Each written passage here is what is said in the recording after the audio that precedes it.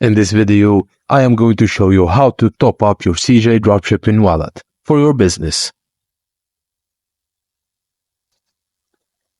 The CJ Wallet offers various benefits, including bonuses on top-ups and expedited order fulfillment without waiting for bank processing times.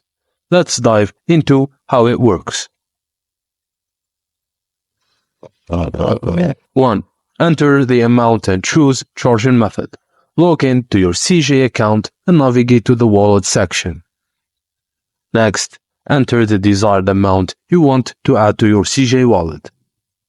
Select your preferred charging method like Pioneer, wire transfer, or gift card.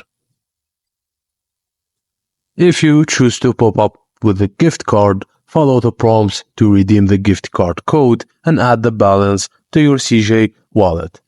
And if you choose to top up your money with wire transfer, just select the option and then fill your bank informations, and after you do that, you will be successfully topping up your CJ wallet. And that's it, guys. Thank you for watching, and please don't forget to like and subscribe for more.